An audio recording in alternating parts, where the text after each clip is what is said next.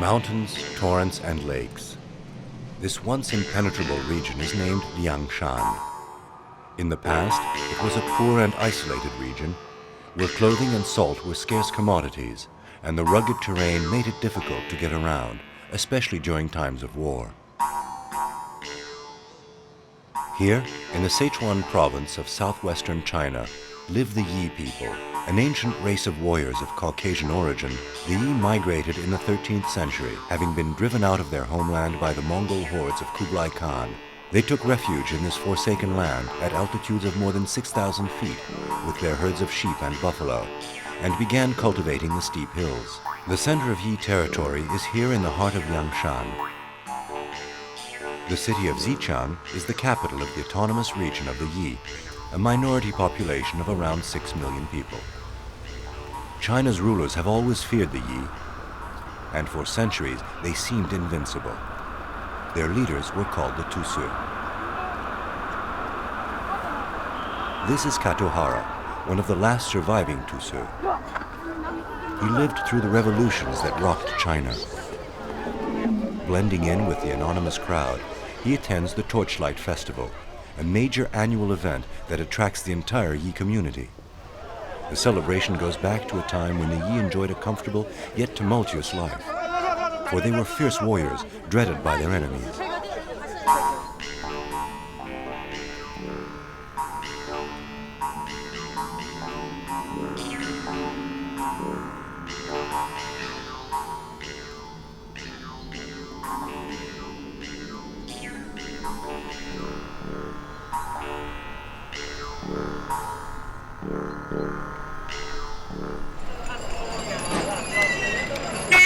Xichang, like every Chinese city today, is teeming with people. The town is home to roughly 500,000 inhabitants. In the 1980s, China's leaders relaxed the rules that were suffocating the people. And before long, bright colors replaced dull tones. Free markets and private enterprises opened up new vistas to a population hungry for consumerism.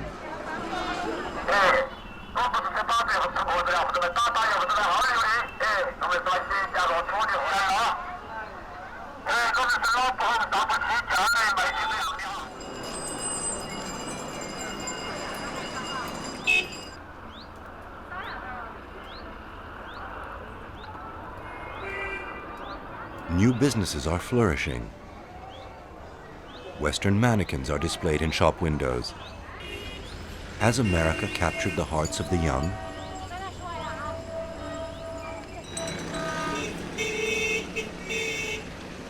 VCDs are all the rage.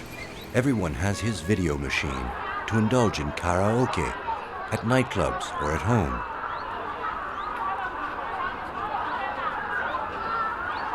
Yet, in Xichang, a few telltale signs reveal other realities.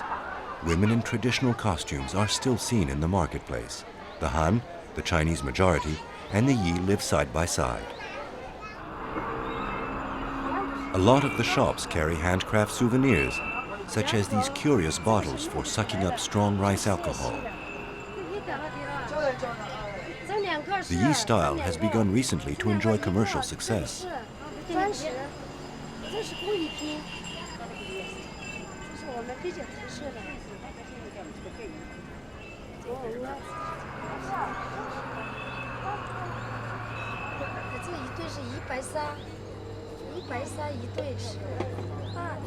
Minority groups, now officially recognized, are a new attraction for foreigners who are fascinated by the region and its cultural diversity.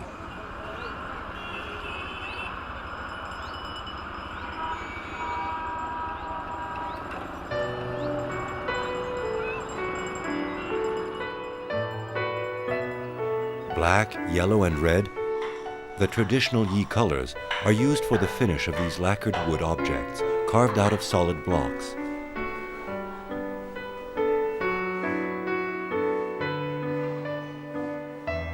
Everything is done by hand, and no matter what the age, the hand must not tremble.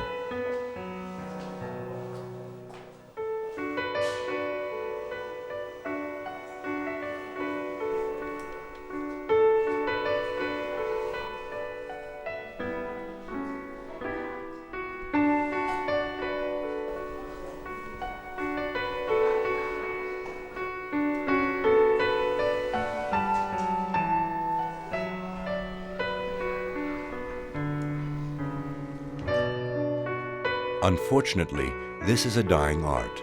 5 years ago, about 60 artisans worked in this workshop. Today, only a handful remain. There's even talk of shutting down the workshop altogether due to lack of sales. Liberalization doesn't bring only advantages to a nation turned upside down.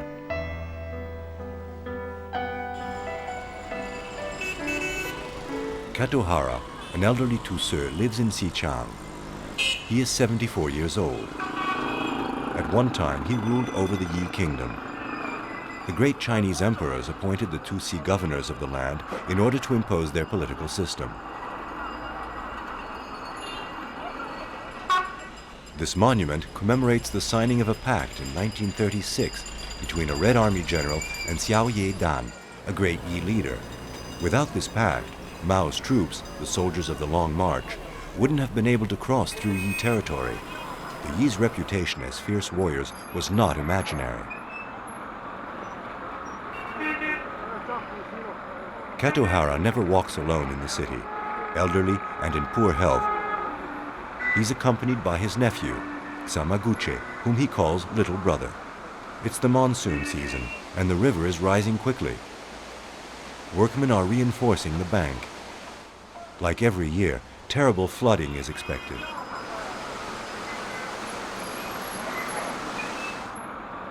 For the past 15 years, the Yi have been caught up in the frenzy of Chinese development. Ads are plastered on all the walls. Buildings are sprouting up like mushrooms on every street corner. Katohara barely recognizes the new areas of his city.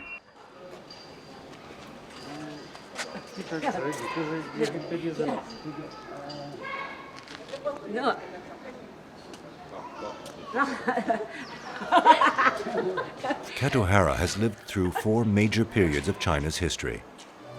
Feudal times, which gave power to the rich. China's liberation movement of the 50s, which raised so many hopes. The Cultural Revolution at the end of the 60s, which provoked the loss of so many values and the suppression of so many individuals. And liberalization since the 80s, which has created hope for long-lasting change.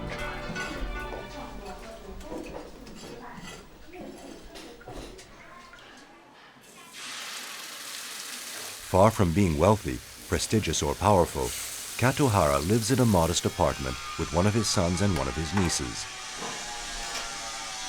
Katohara was a great Yi chief. When he was young, he distinguished himself in the course of battle, thereby being elevated to the rank of Tusi, a leader appointed by the Manchurian emperor and respected by his people.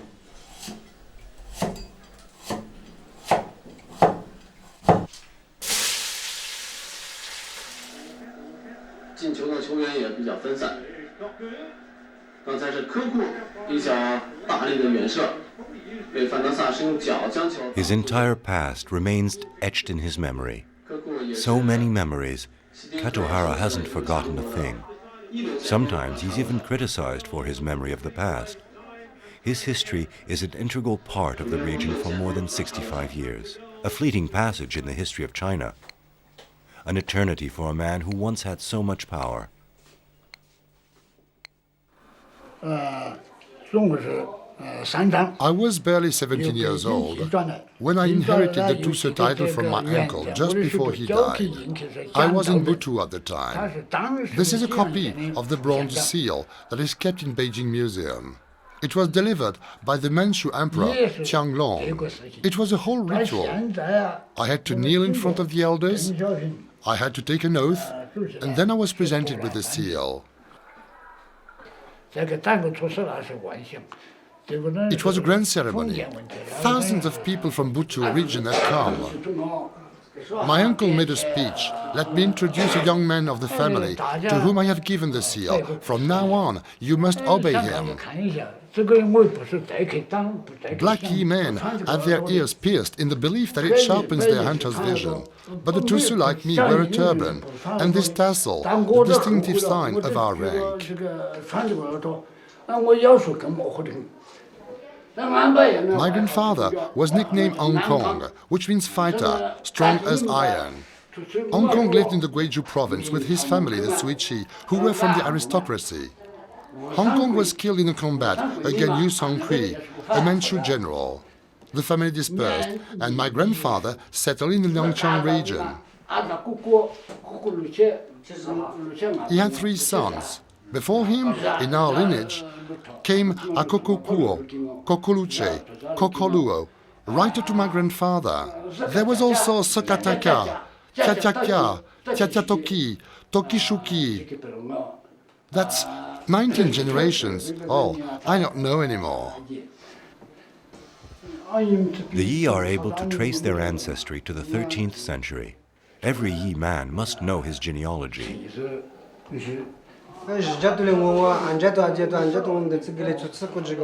Family reunions are a chance for the young to learn about their family's past. And it was around the family table that Katohara learned the history of his ancestors from his elders. Lineage. It was forbidden to marry outside of one's social class. Sometimes a man had to travel to a distant village to find a wife of the same social standing. The ideal marriage was between certain first cousins. Throughout the centuries, the risks of inbreeding could have been dramatic. Apparently, the Yi haven't suffered from it. Despite his great respect for these traditions, little brother Xamaguchi, who lives in a comfortable apartment nearby, has adopted the values of modern life. He is married to a Chinese woman, a Han, contrary to Yi customs. Yet he always accompanies the elderly Tusi. Respect for elders remains constant.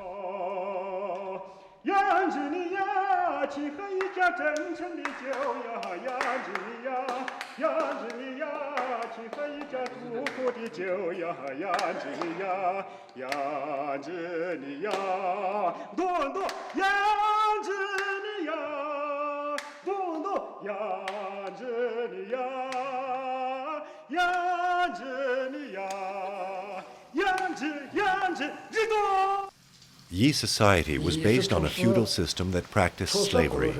There were 5 distinct classes.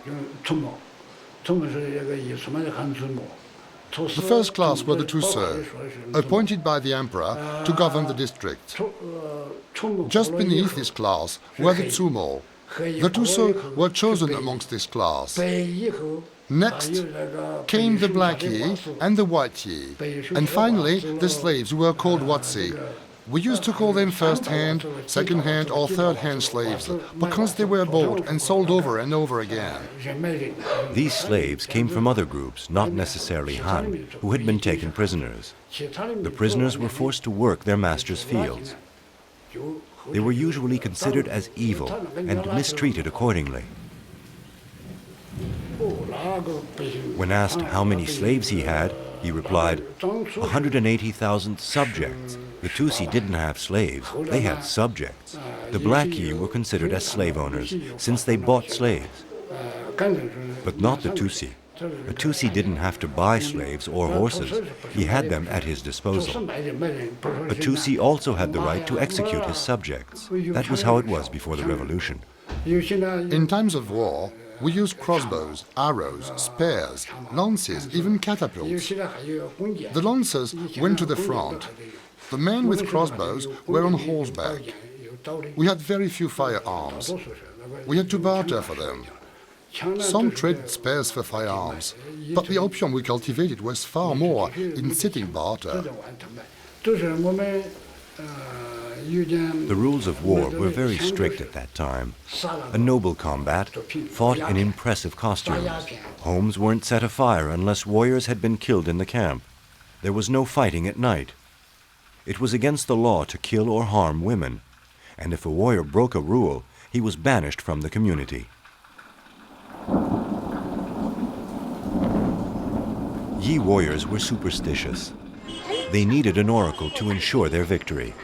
So before going into battle, they always consulted a soothsayer, known in the region as a Suni or Pimo. Katohara, however, regards all soothsayers as charlatans. Be it simple cards, palm reading, or pure clairvoyance, hope is always on the tip of the soothsayer's tongue.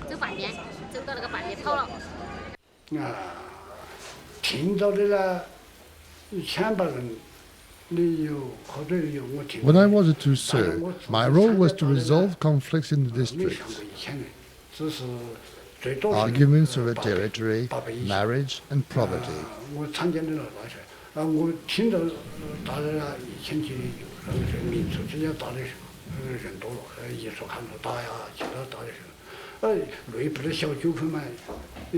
After the liberation, the Communist Party unified China. When we spoke of our culture, our beliefs, they could not understand. Everything had to be in the image of the party. Young people like myself, I was 25 then, were committed to the Communist Party. That's what was expected.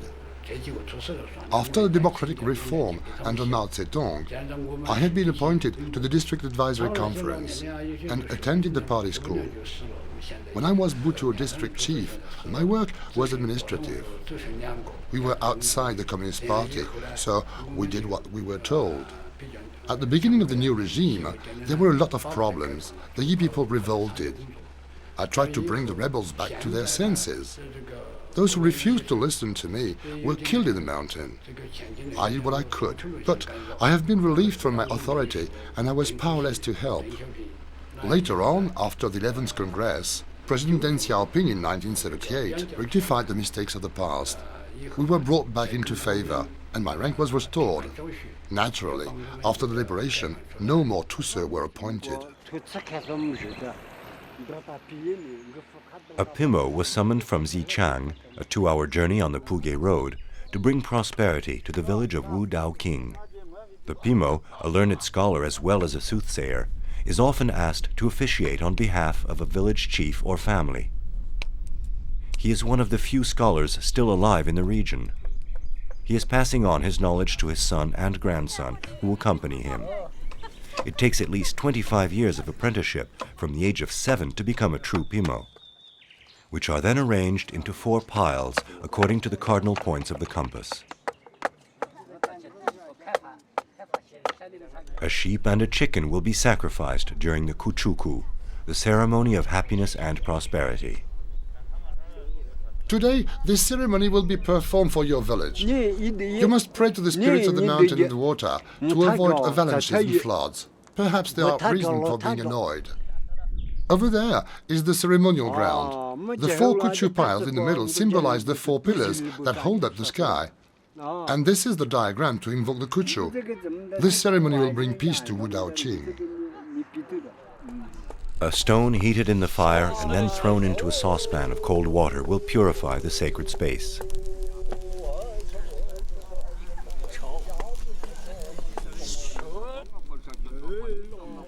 Prayers are written on rice paper.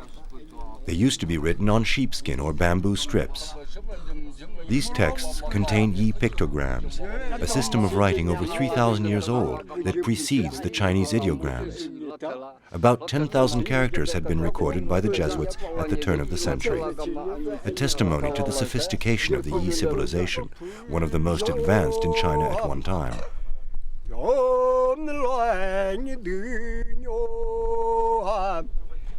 The Pimo's fan is used to chase away evil spirits.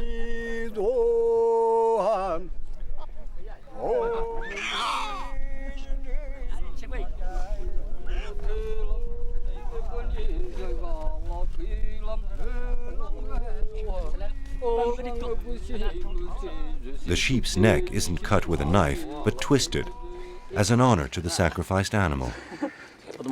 The animals sacrificed to the gods are not killed in the same way as those for eating. Animism is an age-old Yi tradition. Communication with the world beyond is accomplished through an intermediary.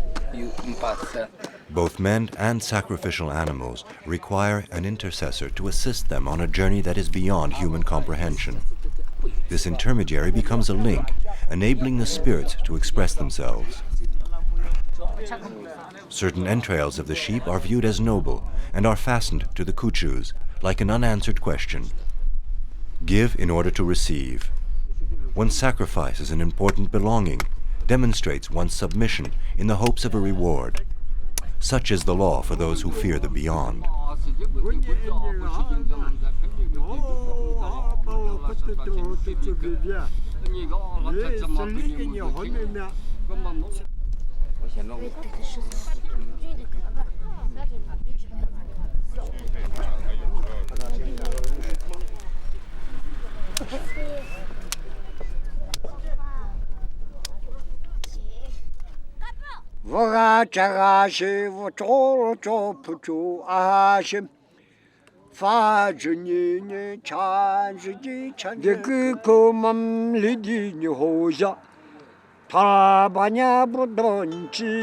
Among the Yi clan, the deceased are traditionally cremated.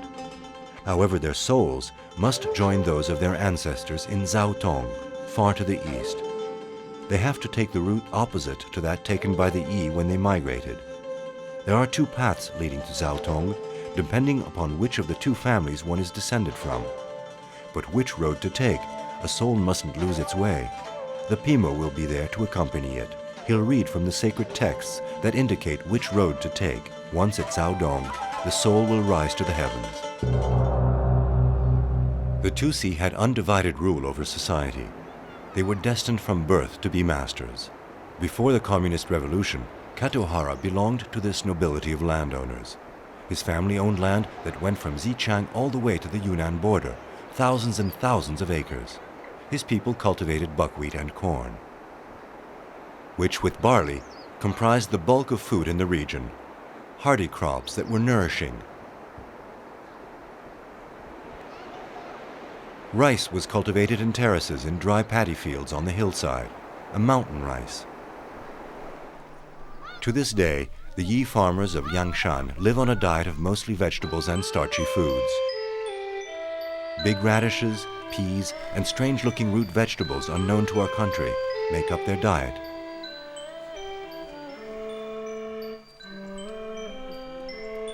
Even stranger in Asia or in China, and particularly among the Yi, is the potato, which has been cultivated here for several years.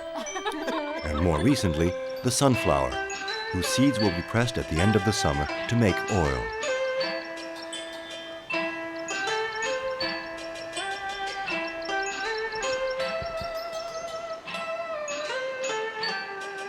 Meat remains a dish eaten exceptionally in the countryside. Animals are raised for their milk and eggs, and serve as a special meal for an important guest. The people in this remote region eat mostly chicken and sheep. Pork is reserved for very special occasions. It is cooked in a heavy salty broth.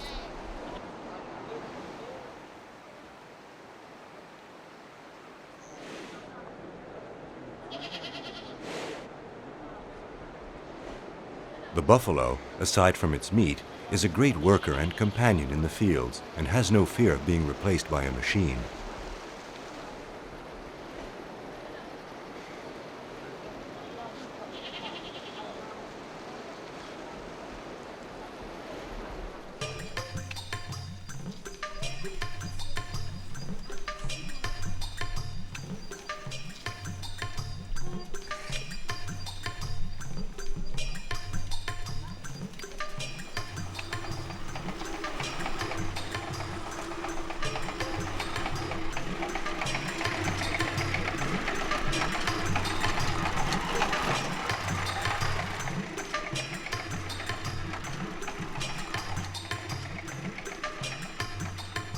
These farmers, in their traditional costumes with embroidered asymmetrical patterns, aren't off to a summer festival.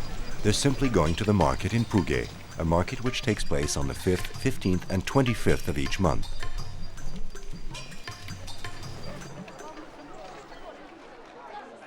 Ketohara hasn't been to this village in more than 10 years.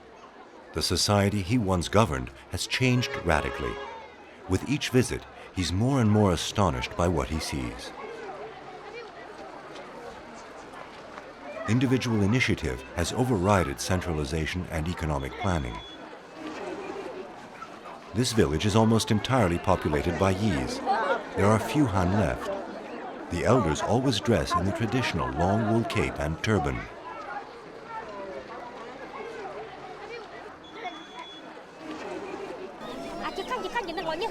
Market Day is an occasion for families that are dispersed in the hills to get together, exchange news, and above all, to try to convert their surplus crops into a little cash.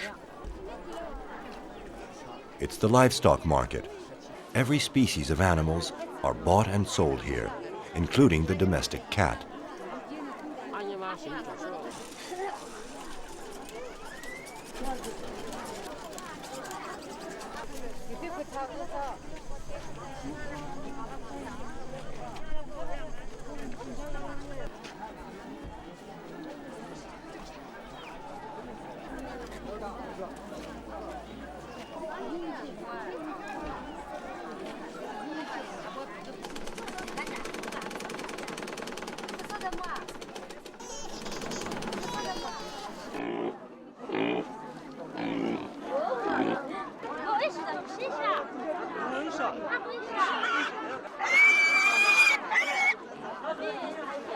Individual enterprise, modernization, exportation, management, terms unheard of only 20 years ago.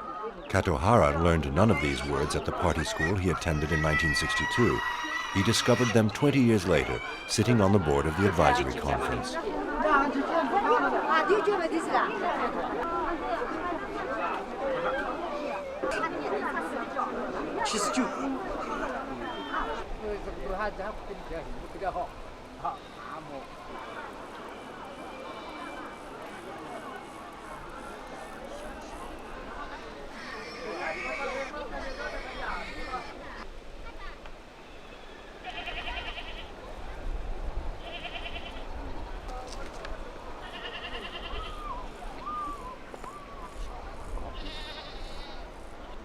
One can't stop progress in a region of China that is coming alive.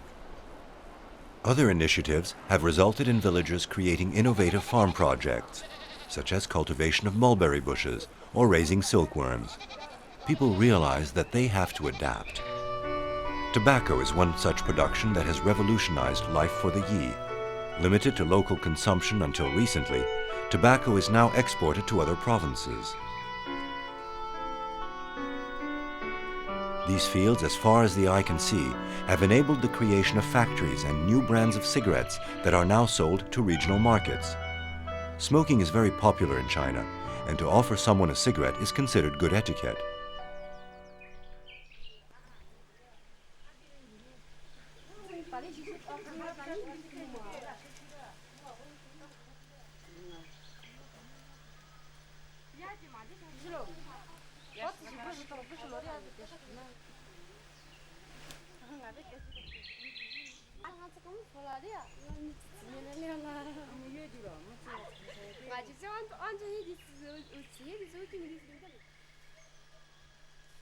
This pepper plant plantation is an individual family initiative that was encouraged by the director of the town council and the party's officer. Those in charge advocate moving towards a new economy. Like many Chinese farmers, the Yi get bolder with every passing year. Today, farm production is modern and efficient. More surprising, the appearance of pilot farms. Farmers now take advice from agricultural technicians delegated to each district to assist them in making choices. Right seeds, inexpensive natural fertilizer and pesticides. Farmers in many regions, including Taoliangshan, no longer fear shortages.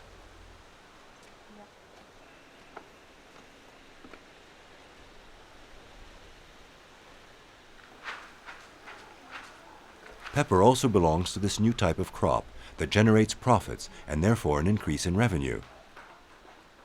With proper exploitation, a family can earn up to $1,000 from cultivating and harvesting pepper, a sum unheard of in this corner of the world. Once they've been sorted, the small pink seeds will be shipped all over China as far as Beijing. This traditional Yi house, exhibited in the Xichang Museum, is made of wood. A complex structure is mounted without any nails. It's an awesome puzzle, and yet one that resists the ravages of time. Again, one finds the traditional colors, black, yellow, and red.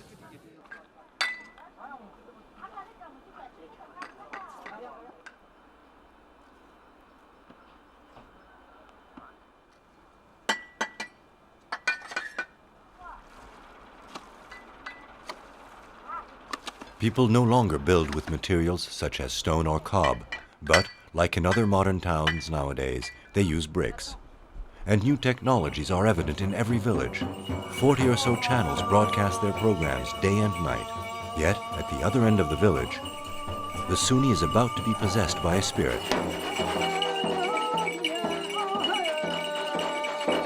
He is a shaman. Like the Pimo, he is able to foretell the future and help the Yi communicate with the spirits.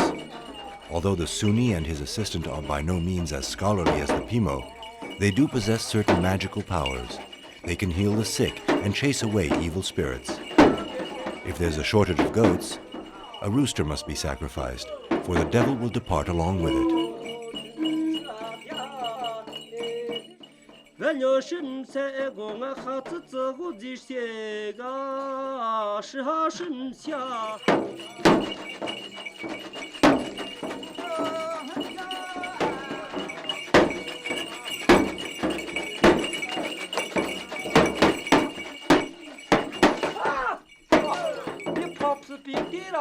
Return to your world, spirits. Don't remain here among men. Don't come to harm us.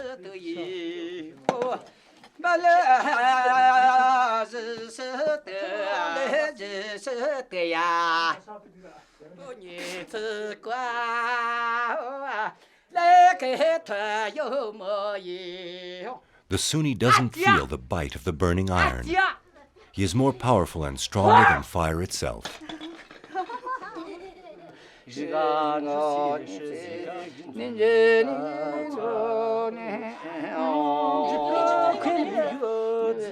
This shaman also knows how to read the scriptures pertaining to his work and interpret the constellations. According to the position of the stars, when the handle of the Big Dipper is pointing north, and by interpreting this ancient Yi manuscript, he precisely calculates the perfect date for the next Torchlight Festival. It should take place the end of July.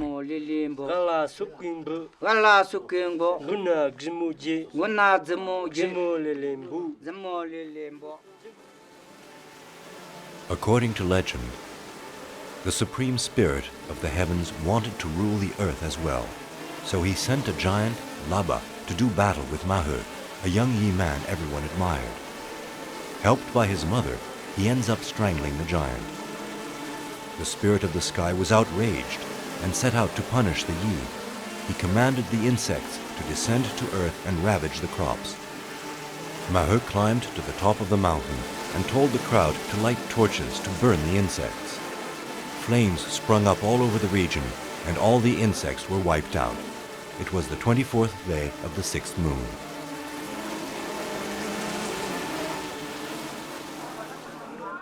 Every year, the festival is the major event of the summer.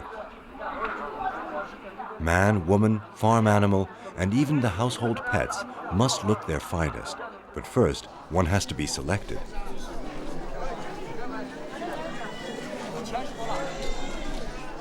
Families in each village start preparing weeks in advance.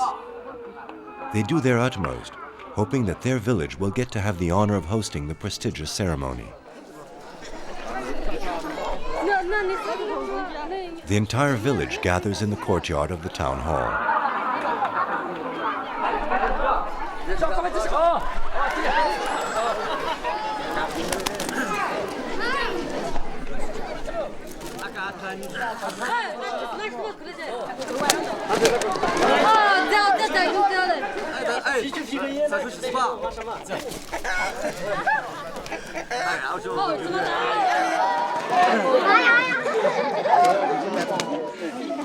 Cockfighting, an old tradition practiced throughout Asia, is one of the most popular events.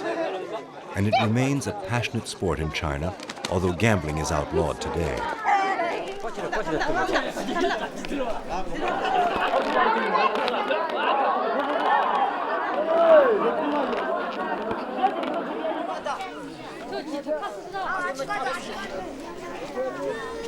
Proud owners of the prize-winning birds take home a few bottles of rice alcohol. And more important, they have the right to enter their roosters into competition at the festival.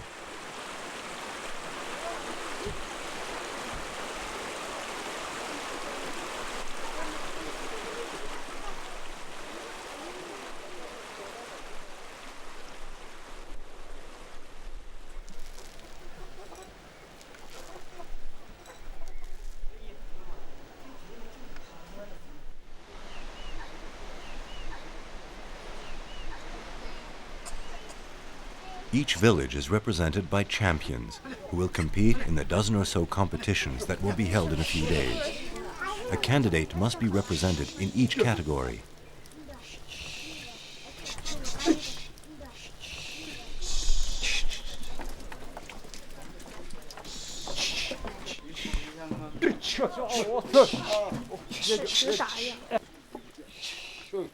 Two rams instantly start fighting, just like their owners, who are born warriors according to the Han.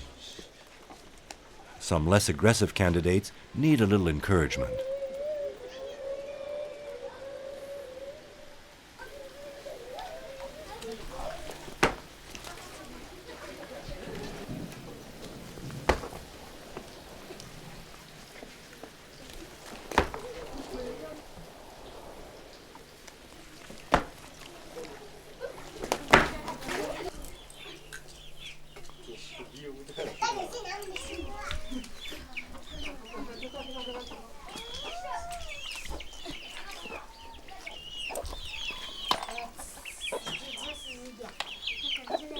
Certainly the event that arouses the most enthusiasm is horse racing.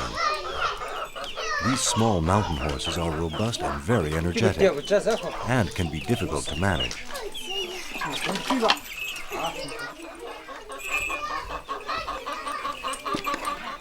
A magnificent saddle will be placed on the horse's back. The impressive design and detailed work of the saddle has been inspired by those traditionally used by the Yi in battle. Silver facings are not uncommon.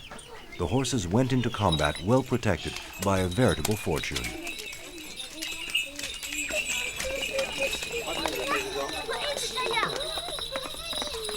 But it's not so easy to convert a horse that carries loads at a snail's pace through narrow mountain paths all year into a thoroughbred.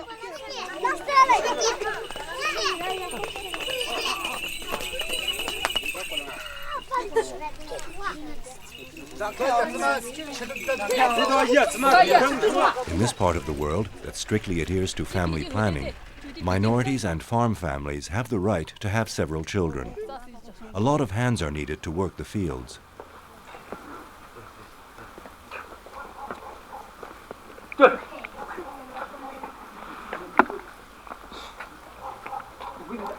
This family man is more than a little proud of his 1,300-pound champion bull. The animal has won every competition in the region for 2 years in a row.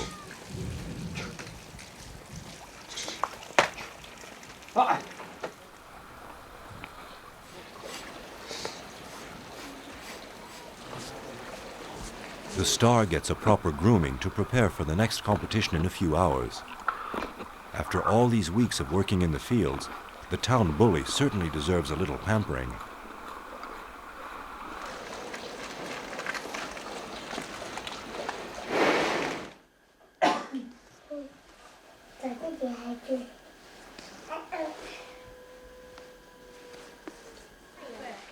Aka is the eldest of 5 sisters. She is 17 and has just passed her high school exams. 5 girls in the family. They all want to try on all the Yi outfits sewn by their mother hanging in the closet. There's so much, they don't know where to begin. Dresses, tunics, and headdresses. They go through the entire wardrobe. The family speaks Yi at home. Modern Yi, not the ancient Yi tongue in the manuscripts that only specialists can decipher. Han is the compulsory language taught in the village school, but a few years ago, Yi was reintroduced into the curriculum. Students are on vacation now, and for the moment, Aka is busy preparing for the festival's beauty contest. Does it suit me? I don't look too ridiculous? No, you look very pretty. The headdress is a little big on you. Pull your bangs out a bit. You should be happy. You are more beautiful than ever today. Those clothes aren't bad on us. We should wear them more often.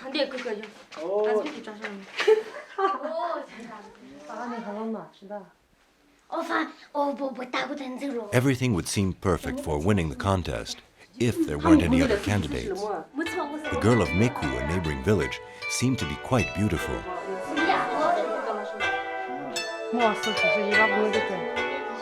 Will Aka be the prettiest girl at the Torchlight Festival?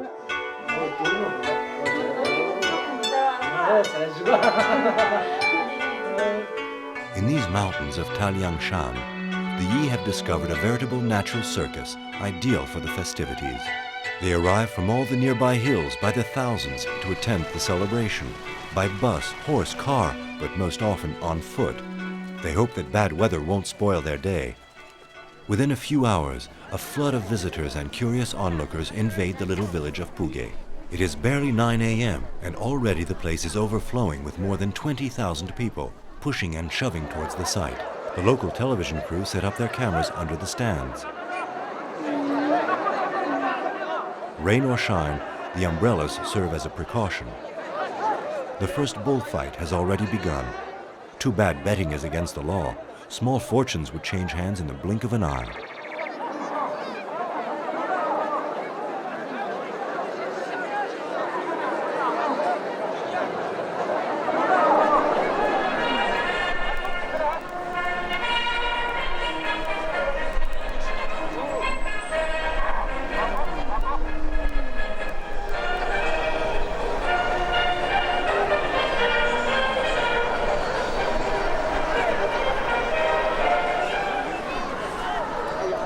Years ago, Katohara would have sat in the middle of the VIP stands. Today, surrounded by a few officials, he blends in with the crowd.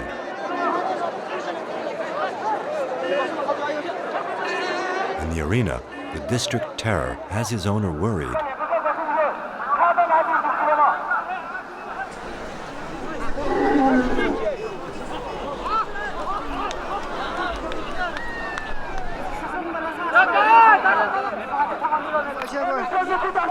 Well, it's not a surprise. His bull has won again. The owner is thrilled. He's won a handsome sum of money, and more importantly, he's gained the respect of the entire region.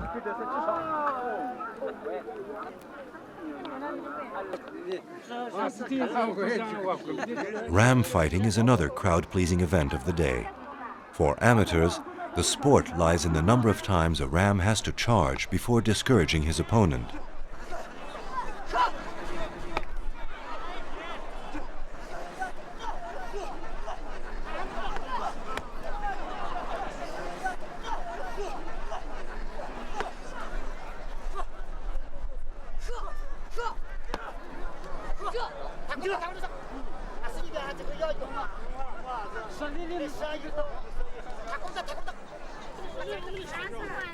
Yellow umbrellas for everyone, on sale for a few yuan.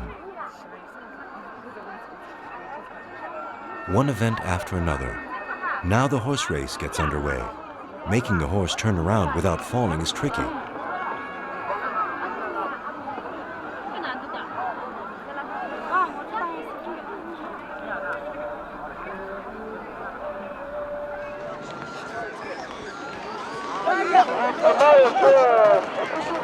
The horses take off from two diametrically opposed points on the track and keep going until one horse and rider passes the other, and in doing so wins the race.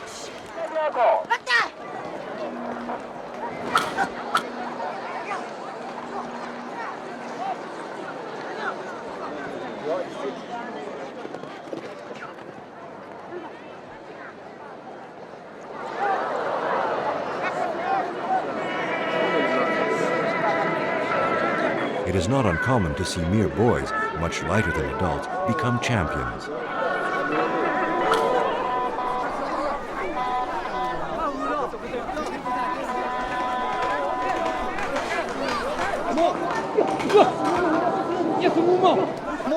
Pet him. Win or lose, it doesn't really matter. It's the beauty of the race that's important.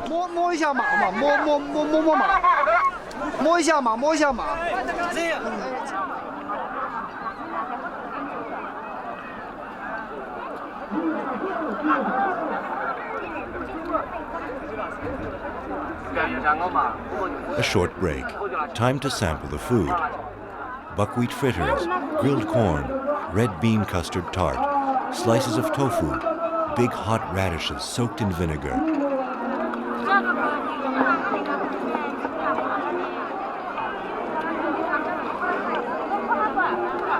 Chinese noodle soup, of course. The children would prefer sweets.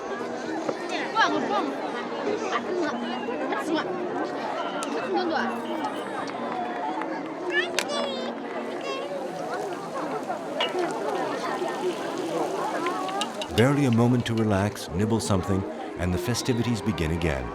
This time, a change of pace with the charm of the beauty contest.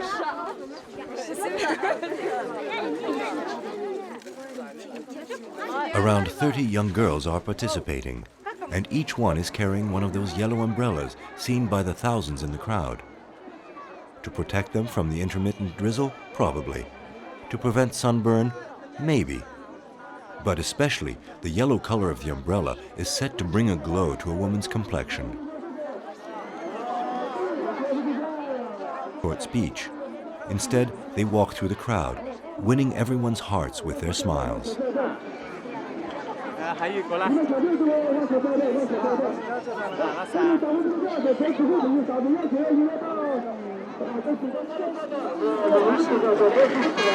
The girls are wearing all their family's silver jewelry for the special day.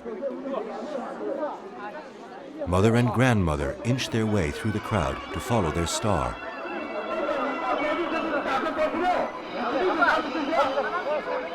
Ready for the picture?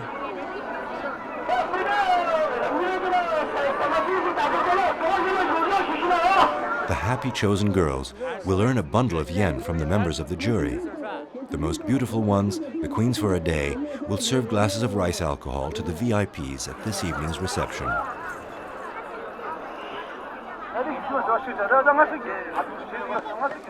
But where is Akka? No one has seen her. Maybe she hasn't even dared to come. Does she think she's not pretty enough?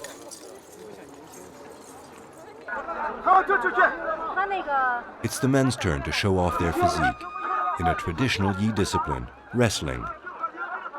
The rules are simple. Knocking over the opponent is all that's required.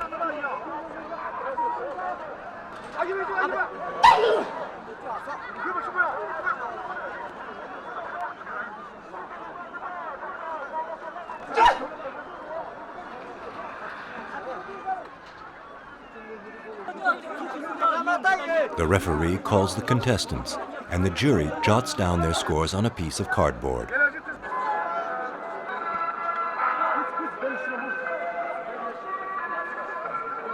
As in judo, a scarf is an essential part of the costume to tell the contestants apart. You don't have to be a boxing champion or a bodybuilder. Dexterity and speed are all that count in bare-handed wrestling.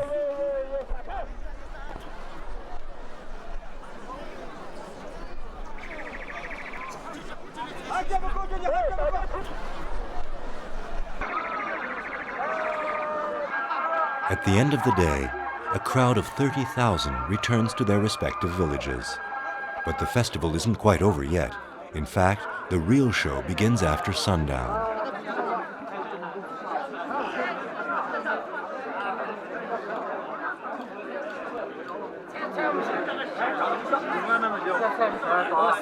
Katohara is given a friendly welcome by the town hall officials. Here he finally recognizes some familiar faces. Men who are in charge of village development.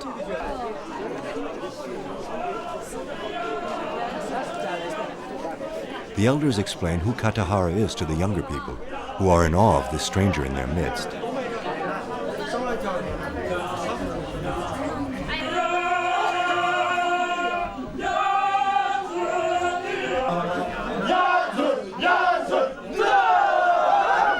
Night has fallen over the countryside. The old Tusi has approached the hearth, where all the torches of the village are set ablaze in memory of Mahe, who conquered the giant Laba.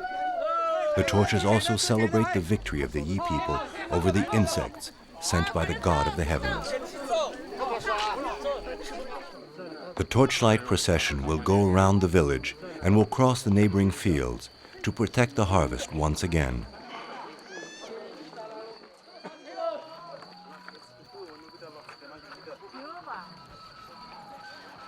Tapes have replaced traditional musicians. Jews' harps, hexagonal four-string guitars, and reed flutes come from a black box.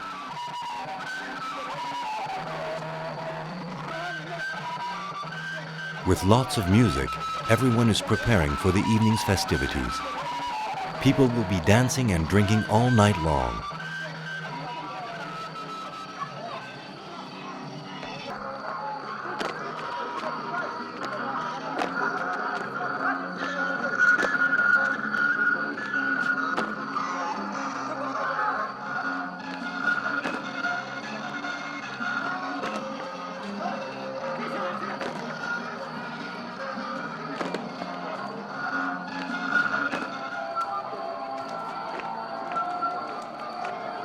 The Yi's future seems far removed from their past. Will their world resemble more and more the China of the Chinese? What does Katohara think of it all?